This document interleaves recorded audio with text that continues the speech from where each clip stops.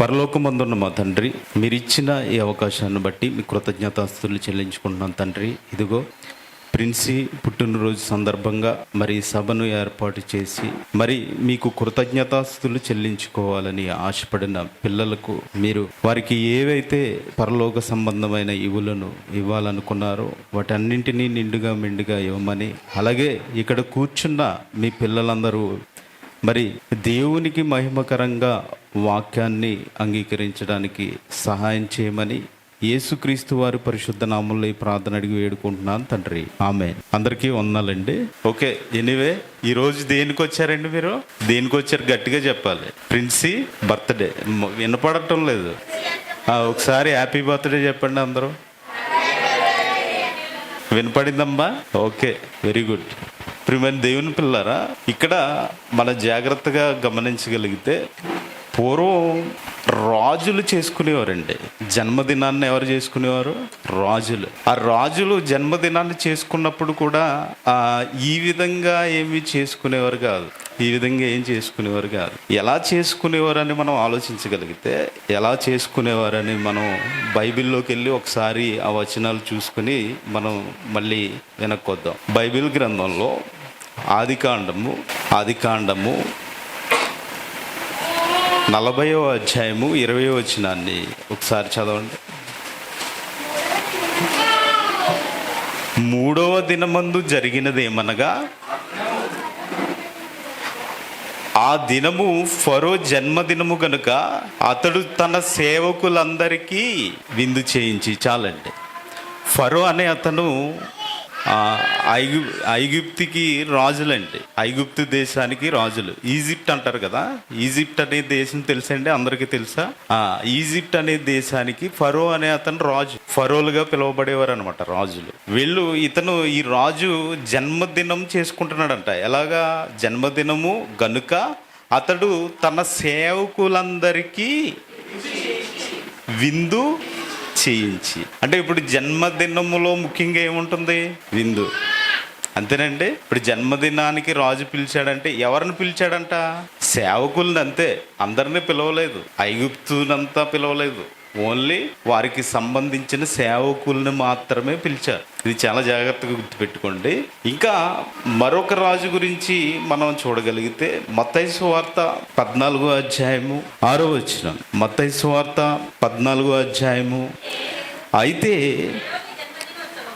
హేరోదు జన్మదినోత్సవము వచ్చినప్పుడు హేరోదియ కుమార్తె వారి మధ్య నాట్యమాడి హేరోదును సంతోషపరిచెను కనుక అవి ఏమి అడిగినను ఇచ్చానని చెప్పాడు.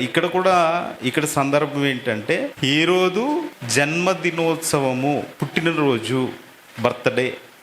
ఓకేనా? ఇతను కూడా రాజు అండి. ఇతను కూడా రాజు. బాప్తిస్మం ఇచ్చి యోహాను తల నరికి ఇచ్చింది కదా, ఆ సందర్భం అనమాట. అంటే ఈ రాజు జన్మదినాన్ని ఏం చేస్తున్నారు? నాట్యం ఆడుతున్నారంట. ఇప్పుడు ఈ రెండు సందర్భాలు మీకు అర్థమైనాయి కదా. ఈ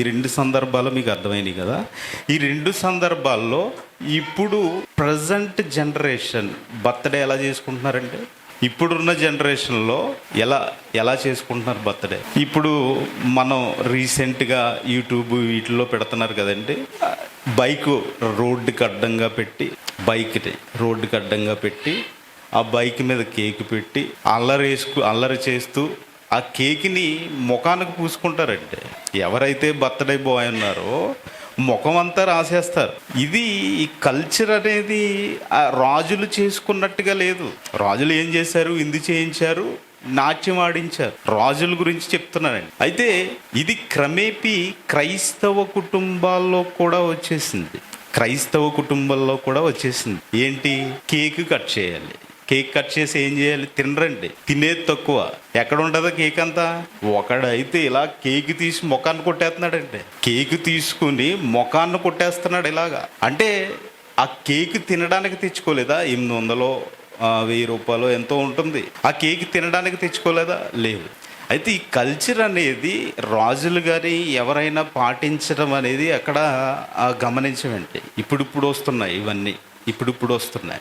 నెక్స్ట్ ఇంకొక విషయం ఏంటంటే, వాళ్ళు నాట్యం ఆడించారు. ఏంటి? వాళ్ళు ఆనందపడడానికి. ఇప్పుడు నాట్యం ఆడిస్తూ వాళ్ళు విందు చేస్తున్నారు. విందు అనేది కంపల్సరీ జన్మదినోత్సవ వేడుకల్లో ఉంటుంది.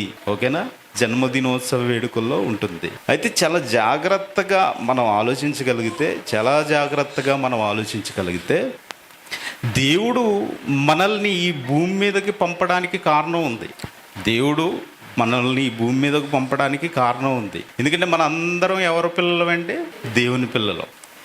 దేవుడు మనల్ని మీ భూమి మీదకి పంపించి తన ఉద్దేశాలు నెరవేర్చిన ఒక అతను ఉన్నాడండి. అతను కూడా రాజే. ఆ రాజు ఆయన పుట్టిన యొక్క సందర్భాన్ని ఆలోచించుకుంటూ ఎలా మాట్లాడతారంటే, ఎందుకంటే ఫస్ట్ ఆయన గురించి చూసుకుందాం.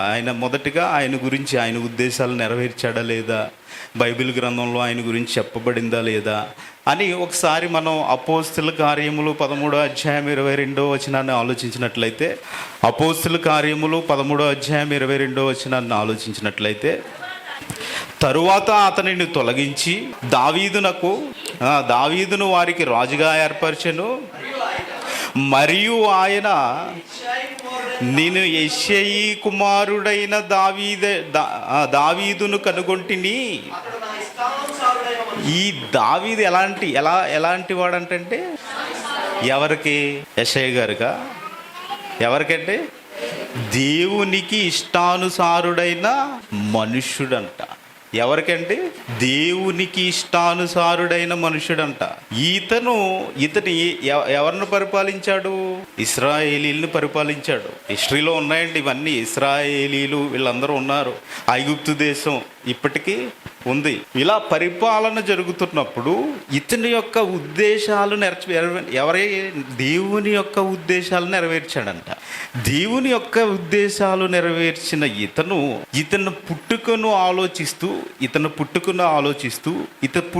పుట్టుకను యొక్క ఆ వివరణ ఇతనికి దర్శనంగా కనిపిస్తున్నప్పుడు ఇతను ఏమంటాడంటే కీర్తనల గ్రంథము 139వ అధ్యాయము 14వ వచనం. ఇక్కడ చాలా జాగ్రత్తగా చదవండి. అంటే మన ఇద్దరు రాజులు చూసుకున్నాం. ఎవరిని? హేరోదు, ఫరో. వాళ్ళు ఏం చేస్తున్నారంటే, ఇవే గమనించాలి మనం. వాళ్ళు ఏం చేస్తున్నారు? విందు, నాట్యం. ఇవి మీకు ఇప్పటికీ కనిపిస్తూనే ఉంటాయి. అరే ఈరోజు మా పాప బర్త్డే రండి, ఏంటి విశేషం ఏంటి? ఏమి లేదు, విందు ఏర్పాటు చేసాం. అలాగే పిల్లలు డ్యాన్సులు కూడా వేస్తారు. ఒక స్టేజ్ వేస్తారు. కేక్ కటింగ్ అయిపోగానే ఏం జరుగుతుందండి? నెక్స్ట్ డ్యాన్సులు. అంతే కదండి. ఇవి ఎవరి దగ్గర చూసాం మనం? వాళ్ళ దేవునికి ఇష్టం ఉన్నారా లేదా అనేది తర్వాత విషయం. వాళ్ళు ఆల్రెడీ దేవునికి ఇష్టంగా ఉన్నారని మనం ఏం చదువుకోలేదు. రాజులు వాళ్ళు, కొన్ని దేశాలకి రాజులు అంతే. అయితే వారు చేసే పనిని మనం ఆలోచించగలిగితే, వాళ్ళు విందు చేస్తున్నారు, నాట్యం ఆడుతున్నారు. ఇప్పుడు ఇతను దేవుని ఇష్టాన్ని నెరవేర్చిన రాజు అని చదువుకున్నాం కదండి. దేవుని ఇష్టాన్ని నెరవేర్చిన రాజు అని చదువుకున్నాం కదా. ఇతను ఏం చేస్తున్నాడో చూడండి. నీవు నన్ను కలుగు చేసిన విధము చూడగా భయమును ఆశ్చర్యమును. ఇందాక అన్నీ గారు చెప్పారు కదా దేవునికి భయపడాలని. ఈయనకి ఏం కలుగుతుందంటే, నీవు నన్ను కలుగు చేసిన విధము చూడగా నాకు కనిపిస్తుంది. అది నేను చూస్తున్నాను. ఎందుకంటే దేవుని ఉద్దేశాలన్నీ నెరవేర్చిన రాజు కదా ఈయనకి కనిపిస్తుందంట. నీవు నన్ను కలుగు చేసిన విధము నేను చూడగా ఏం కలుగుతుందంటే, భయమును ఆశ్చర్యమును నాకు పుట్టుచున్నవి అందును బట్టి. ఇప్పుడు మనం కూడా తల్లి గర్భంలో నిర్మింపబడ్డాం. ఎన్ని నెలలు? 9 నెలలు. ఓకేనా? ఈ 9 నెలలు నిర్మింపబడి ఎలాగా కణాల కలయిక, ఆ కణాల కలయిక అవయవం శరీర ఆకారాలుగా, ఇలాగా కొన్ని కణాలు కళ్ళు కింద, కొన్ని కణాలు ముక్కు కింద, కొన్ని కణాలు చెవు కింద, కొన్ని కణాలు వెంట్రుకల కింద. అవునా కదండి? ఇదంతా ఎక్కడ జరుగుతుంది? తల్లి గర్భంలో జరుగుతుంది. ఎప్పటి నుంచి? 9 నెలల నుంచి జరుగుతుంది. ఇప్పుడు ఈ నిర్మాణం తల్లి గర్భంలో జరుగుతుంది కదండి. ఇప్పుడు ఈ వెంట్రుక ఎక్కడ జరిగింది నిర్మాణం? దీని నిర్మాణం అంటున్నాను, చాలా జాగ్రత్తగా గుర్తుపెట్టుకోండి. ఈ వెంట్రుక ఎక్కడ జరిగింది? తల్లి గర్భంలో నిర్మాణం అయింది. ఇప్పటికీ ఎవరన్నా చేయగలదురా? మీ ఎంటికలు తీసి విగ్గి తయారు చేస్తారు కానీ ఈ వెంట్రుకను మాత్రం తయారు చేయలేరు. ఎవరు చేస్తున్నారు? ఇప్పుడు అదే అంటున్నాడు దావీదు గారు. ఏమంటున్నారండి? చదవండి. నీవు నన్ను కలుగు చేసిన విధము చూడగా నాకు భయం వేస్తుంది, నాకు ఆశ్చర్యం వేస్తుంది, నాకు భయపడుతున్నాను నేను. నువ్వేంటి నాయన ఇంటికి తయారు చేయడం ఏంటి నాయన? ఇంటికి తయారు చేయడం ఏంటి? గోరు తయారు చేయడం ఏంటి? నా శరీరం ఏంటి ఇలా ఉంది? నా శరీరం మీద వెంట్రుకలు రావడం ఏంటి? నా పళ్ళేంటి? నా కళ్ళేంటి? ఇవన్నీ ఎలా తయారవుతున్నాయండి? ఎక్కడ తయారవుతున్నాయి? తల్లి గర్భంలో తయారవుతున్నాయి. ఇదేంటిది? నా కన్నా ఇది ప్రపంచాన్ని చూస్తుందా? ఇది ప్రపంచం. ఇదిగోండి, ఇప్పుడు నా కళ్ళు ఏమనుకోండి, మిమ్మల్ని చూడగలుగుతున్నా? లేదు. ఈ కన్ను ప్రపంచాన్ని చూస్తుంది. ఇలాంటి కన్ను తయారు చేశాడా? శరీరానికి పెట్టాడా? ఏమండి, ఇప్పుడు ఫర్ ఎగ్జాంపుల్ మీకు ఈ వేలు లేదనుకోండి, ఏ వేలు? ఇది. ఇప్పుడు ఈ వేలు లేదనుకోండి, ఈ చెయ్య ఎన్నిటిని కోల్పోతుంది? ఇప్పుడు ఇదిగో ఇది పట్టుకోవాలి, నేను దీన్ని పట్టుకున్నానా? దీన్ని ఏ వేలు సహాయం వచ్చిందంటే బొటన వేలు. ఓకేనా? అంటే ఇది తయారు చేయలేదనుకోండి దేవుడు, ఇది తయారు చేయకపోతే, ఇప్పుడు కన్ను తయారు చేయలేదు, ఇది తయారు చేయలేదనుకోండి, మనకు కనిపిస్తుందా? మనం మాట్లాడగలదా? ఎందుకంటే కళ్ళగంతలు ఆడేటప్పుడు మీరు ఏం చేస్తారు? కళ్ళకి క్లాత్ కడతారు. ఈ కట్టి నడవమంటే నడవగలదమా? లేదు. ఇలా జాగ్రత్తగా మీరు ప్రతి అవయవాన్ని గురించి ఆలోచించగలిగితే, ప్రతి అవయవాన్ని గురించి మీరు చదవగలిగితే చూడండి చాలా జాగ్రత్తగా. ఇప్పుడు ఏమంటున్నారంటే ఏమంటున్నారు? నాకు భయము ఆశ్చర్యం కలుగుతుందంట. నాకు ఏం కలుగుతుంది అంటున్నారంటే భయము.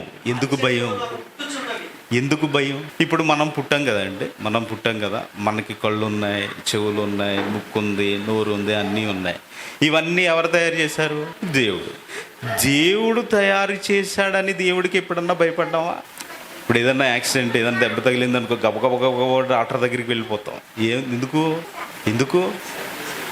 ఎందుకంటే సెట్ చేసుకోవడానికి. ఇప్పుడు ఏదైతే ఇరిగిపోయిందో దాన్ని సెట్ చేసుకోవడానికి. అనారోగ్యం వచ్చింది, గబగబ ఎక్కడికి వెళ్ళిపోతాం? డాక్టర్ దగ్గరికి.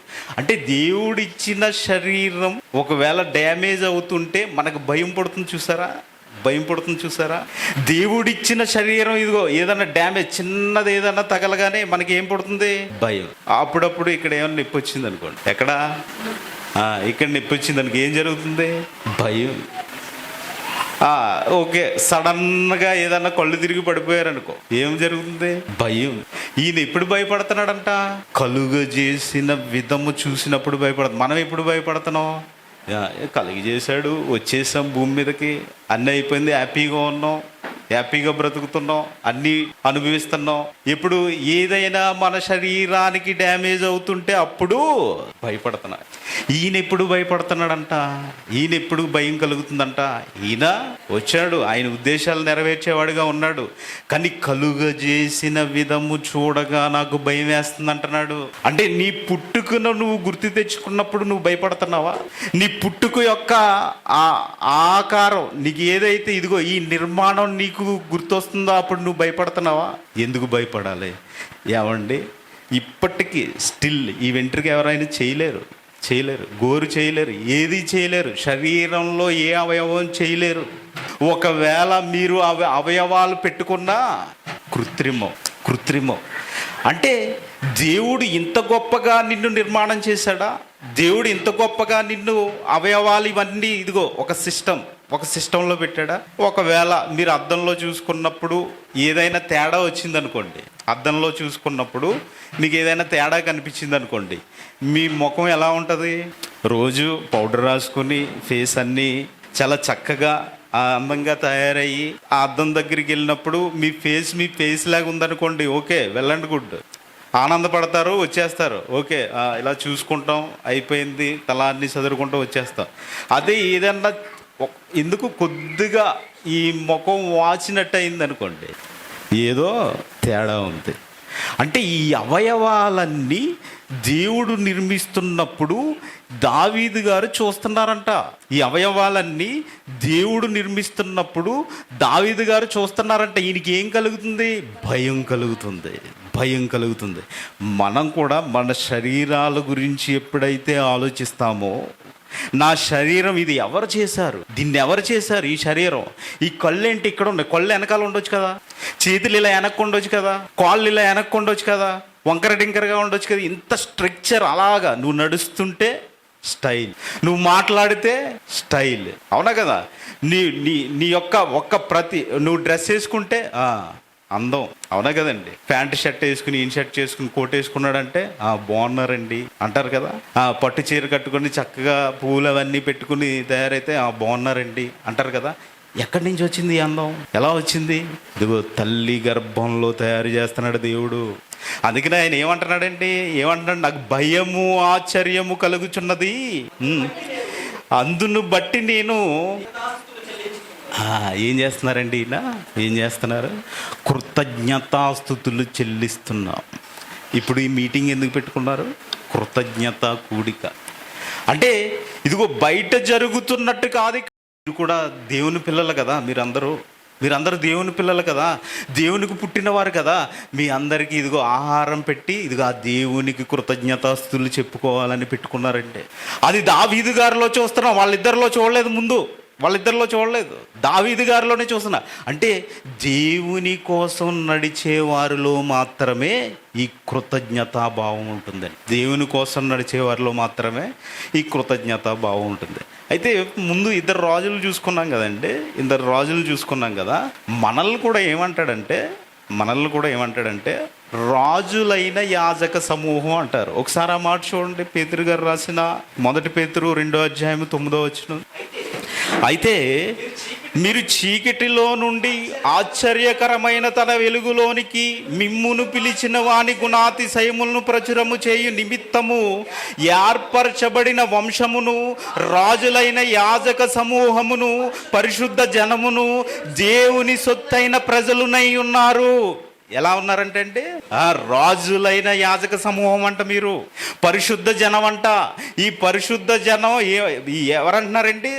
దేవుని సొత్తైన ప్రజలు అంటున్నాడు. ఇప్పుడు దావీదు గారు దేవుని సొత్తైన కుమారుడు. అంటే మనల్ని కూడా ఏమంటున్నారండి? రాజులైన యాజక సమూహం. ఇప్పుడు దావీదులాగా మీరు కూడా రాజు అనుకోండి. ఇప్పుడు మీరు ఏం చేయాలి? నేను ఎన్ని విన్నా కానీ, లేదంటే నేను బైక్ మీద కేక్ కట్ చేస్తాను, నా ముఖం మీద కొట్టించుకుంటానంటారా? ఏమండి? అది లోకంలో జరుగుతున్నదండి. లోకానికి వ్యతిరేకంగా ఉండాలి కదా మనం. లోకానికి వ్యతిరేకంగా ఉండాలి. ఇప్పుడు దానివల్ల ఏమైనా యూజ్ ఉందంటే, ఎవరి కడుపున నిండుతుందా? ఆలోచించండి. ఎవరి కడుపున నిండుతుందా? ఎవరికన్నా ఆకలి తీరుతుందా? లేదే. అంటే ఈరోజు ఇలాంటి పరిస్థితిలో ఉందా ప్రపంచం? ఈ ప్రపంచం అంతా ఇలా అనుకుంటుందా? కానీ మనం అలా అనుకోకూడదండి. మీరు నిజంగా దేవుని పిల్లలుగా బ్రతకాలనుకుంటే మనం అలా అనుకోకూడదు. అయితే ఇక్కడ ఈ దేవుని పిల్లలుగా చేయడానికి కారణం ఏంటంటే, ఈ దేవుని పిల్లలు చేసేటప్పుడు ఆయన దేవుని పిల్లలు అవ్వడానికి ఒక కార్యక్రమాన్ని పెట్టాడు. అదే పేతురు గ్రంథం 1వ పత్రిక 4వ వచనాన్ని చూడండి. పేతురు గ్రంథం ముగించేసుకుందంటే 1 పేతురు 1వ అధ్యాయం 4వ వచనం. మన ప్రభువు అయిన యేసు తండ్రి అయిన దేవుడు స్తుతింపబడును గాక. మృతులలో నుండి యేసుక్రీస్తు తిరిగి లేచుట వలన జీవముతో కూడిన నిరీక్షణ మనకు కలుగునట్లు, అనగా అక్షయమైనది, నిర్మలమైనదియు, వాడబారదియునైన స్వాస్యము మనకు కలుగునట్లు ఆయన తన విశేష కనికరము చొప్పున మనలను మరలా జన్మింపచేసాను. ఇప్పుడు ఎంతమంది బాప్తీసం తీసుకున్నారంటే? అంటే ఇప్పుడు ఈ బాప్తీసం పొందిన వారందరూ ఏం చేశారు? యేసుక్రీస్తు వారు ఏం చేశారు? మరలా జన్మింప చేశారు. ఇప్పుడు మీరు జన్మించారా? ఇప్పుడు వరకు ఏ జన్మదినం? లోకంలో జరిగే జన్మదినం చెప్పుకున్నాం. ఇప్పుడు మరో జన్మదినం ఉందంటే, ఇప్పుడు క్రీస్తులో మరో జన్మదినం ఉందంట. ఎలా అంట? ఆయన లేచి, అందుకు యేసు చెప్పండి అక్కడ, మృతులలో నుండి యేసుక్రీస్తు లేచుట వలన జీవముతో కూడిన నిరీక్షణ మనకు కలుగునట్లు. ఆయన లేచాడు కదా, ఆయన 3వ దినాన్న లేచిపోయాడు కదా, అలాంటి నిరీక్షణ మనకి కలుగునట్లు, ఆ నిరీక్షణ కలుగునట్లు అనగా అక్షయమైనదియు నిర్మలమైనదియు వాడబారినదియునైన స్వాస్యము మనకు కలిగినట్లు. అంటే అక్షయం అంటే ఇప్పుడు ఈ శరీరం ఉంది కదండి, ఇప్పుడు దీన్ని చూసి దావీదు గారు ఏమయ్యారు? ఆశ్చర్యపడ్డారు, భయపడ్డారు. ఇప్పుడు ఈ శరీరం ఏమవుతుందండి? మట్టిలో కలిసిపోవాలి, తప్పదు. మీదైనా నాదైనా ఏదైనా ఎక్కడ కలిసిపోవాలంటే మట్టిలో కలిసిపోవాలి. ఇలాంటి మట్టిలో కలిసిపోయే శరీరం కాదంట, ఎలాంటి శరీరం అంట? అక్షయమైనదియు నిర్మలమైనదియు వాడబారదియునైన స్వాస్యము మనకు కలుగునట్లు ఆయన తన విశేష కనికరము చొప్పున మరలా జన్మింపచేసెను. అంటే ఇప్పుడు బాప్తిస్మము తీసుకున్న వారందరూ మరలా, ఇప్పుడు మనం లోకంలో ఏమనుకుంటాం? ఎన్ని జన్మలు ఉన్నాయని చెప్తారండి? ఒకళ్ళు 7 అంటారు, ఒకళ్ళు 14 అంటారు. ఇలాగా జన్మల గురించి ఎన్నో జన్మలు ఉన్నాయని చెప్పుకుంటారు. కానీ ఒకవేళ జన్మలు తీసి పక్కన పెట్టగలిగితే ఇంకో విషయం ఏం చెప్తారండి? మనిషి చనిపోయిన తర్వాత దెయ్యంగా మారిపోతాడు. ఓకేనా? ఇప్పుడు మీరు చాలా జాగ్రత్తగా వినాలి. నేను వేసే లెక్క మీకు అర్థమైతే ఈ లెక్కలో మీరు ఈ భూమి మీద ఎన్ని దెయ్యాలు ఉన్నాయో నాకు చెప్పాలి. ఓకేనా? ఈ భూమి మీద ఎన్ని దెయ్యాలు ఉన్నాయో నాకు చెప్పాలి. ఓకే, చాలా జాగ్రత్తగా వినండి. ఇప్పుడు మన ప్రపంచ జనాభా ఎంత? 850 కోట్లు. ఇప్పుడు వీళ్ళందరూ ఎన్ని సంవత్సరాలు బతుకుతారు? 100 సంవత్సరాలు బతుకుతారు అంతే. ఓకేనా? 100 సంవత్సరాలు బతుకుతారు. మళ్ళీ మరొక 100 సంవత్సరాలకి ఎంతమంది రావాలి? ఇంకా ఎక్కువ ఉండొచ్చు. ఇలా మీరు వెనక్కి వెళ్ళగలిగితే 100 సంవత్సరాలకు ఒక్కసారి ఎంతమంది చనిపోతున్నారు? తల్లి, రోజుకి సగటుకుని ఎంతమంది చనిపోతున్నారు? నెలకే యాక్సిడెంట్ల ద్వారానే సుమారు రోజుకి 15,000 మంది చనిపోతున్నారు. ఓకేనా? ఇప్పుడు ఈ 100 కోట్ల జనం, ఒక 850 కోట్ల జనం 100 సంవత్సరాలు బ్రతుకుతూ, మిగతా ఇప్పుడు సుమారుగా సైన్స్ లెక్కల ప్రకారం భూమి పుట్టి ఎన్ని సంవత్సరాలు అయింది? 1500 కోట్ల సంవత్సరాలు అయింది. కొన్ని లెక్కలు అంటే బైబిల్ లెక్కలు కొంతమంది చెప్పే విధం ఏంటంటే 6000 సంవత్సరాలు అయిందంటే. ఇప్పుడు 6000కి ఎన్ని వందలు ఉంటాయంటే? 6000కి 1000కి ఎన్ని వందలు? 1000కి ఎన్ని వందలు అంటే 10 అంతేనా? ఇప్పుడు 6000 సంవత్సరాలకి 60 ఇంటూ 850 కోట్లు అయ్యండి. 60 ఇంటూ 850 కోట్లు అయ్యండి. ఇప్పుడు చనిపోయిన వాళ్ళు ఎక్కువ మందా, భూమి మీద ఉన్న వాళ్ళు ఎక్కువ మందా? ఇప్పుడు భూమి మీద ఎన్ని దెయ్యాలు ఉండాలి? ఇప్పుడు మీరు ఇక్కడ కూర్చుంటే ప్లేస్ ఉండదు, ఒకవేళ అన్ని ఉంటే కనుక. అంటే మనుషుల్ని ఒక ట్రాన్స్లోకి తీసుకువెళ్తున్నారు. చాలా జాగ్రత్తగా గమనించాలి. మనుషుల్ని ఒక ట్రాన్స్లోకి తీసుకువెళ్తున్నారు. ఏంటి? ఇదిగో చనిపోయిన దెయ్యమే వస్తాడు. ఈ దెయ్యాలు కాదు. ఒకవేళ మీరు ఆలోచించి ఈ లెక్క కట్టగలిగితే అన్ని దెయ్యాలను చూపించండి, అప్పుడు నేను నమ్ముతాను. ఓకేనా? ఇప్పుడు మనం ముందుకు వెళ్ళినట్టయితే జన్మలు అనుకున్నాం కదా, ఈ జన్మలు కూడా లేవు. మనిషికి ఒక్కసారే జన్మ. ఇప్పుడు మనిషిని, ఎందుకంటే కొన్ని పేర్లు పెట్టి అంటారు కదా, ఇలా జన్మిస్తాడు. ఉన్న మనిషిని నువ్వు కుక్క అంటే ఊరుకుంటావా? ఏమండి? కానీ వీడు కుక్క కింద పుడతాడా? ఆలోచించండి. ఏమండి? ఎరా పంది అంటే ఊరుకుంటావా? వీడు అది కరెక్ట్ కాదు. ఆలోచించాలండి. ఎందుకంటే మనిషిగా ఒక్కసారే జన్మ. ఈ జన్మలో అంటే మరి శరీరం వెళ్ళిపోతుంది, మట్టిలోకి వెళ్ళిపోతుంది, ఆత్మ తన దయచేసిన దేవుని వద్దకు వెళ్ళిపోతుంది. ఇవన్నీ చదువుకున్నాం మనం.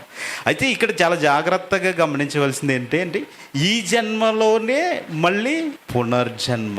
ఏంటది? ఇది యేసుక్రీస్తు వారి సైకిల్ ఏంటి? ఆయన చనిపోయి సమాధి చేయబడి తిరిగి లేపబడ్డారు. అంటే ఇప్పుడు యేసుక్రీస్తు వారు పరలోకం నుండి భూమి మీదకి వచ్చారు, భూమి మీద నుంచి పాతాళలోకానికి వెళ్ళారు, పాతాళలోకం నుంచి మళ్ళీ భూమి మీదకి వచ్చారు, భూమి మీద నుంచి మళ్ళీ పరలోకం వెళ్ళారు. మనము కూడా ఎవరు పిల్లలమని చెప్పుకున్నామంటే దేవుడు ఎక్కడ ఉన్నాడు? పైన. ఇప్పుడు పైనుంచి ఎక్కడికి వచ్చాం మనం? మళ్ళీ ఎక్కడికి వెళ్తాం? కిందకి వెళ్తాం. కింద నుంచి ఎక్కడికి వస్తాం? మళ్ళీ భూమి మీదకి. మళ్ళీ ఎక్కడికి వెళ్తాం? యేసుక్రీస్తు వారికి ఎలా అయితే జరిగిందో అలాగే జరుగుతుంది. అందుకని ఏమంటున్నాడు? మళ్ళీ చదవండి అమ్మా, ఇప్పుడు మీకు అర్థమవుతుంది. మన ప్రభు అయిన యేసుక్రీస్తు తండ్రి అయిన దేవుడు స్తుతింపబడును గాక.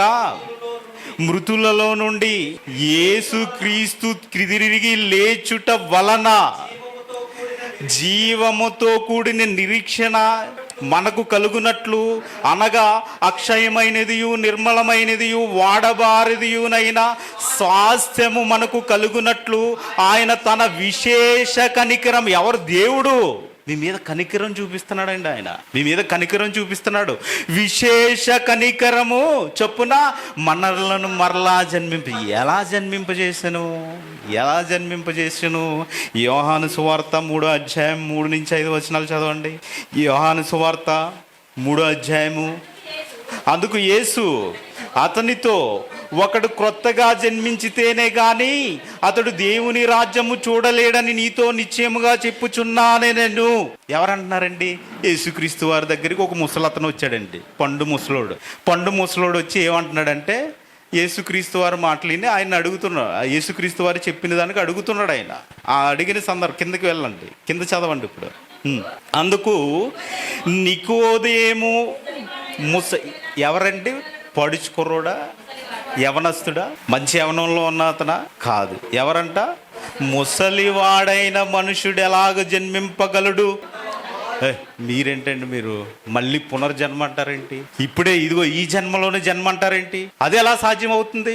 అదే ప్రశ్న ఈయన కూడా అడుగుతున్నాడండి. ఏమని అడుగుతున్నాడు చూడండి.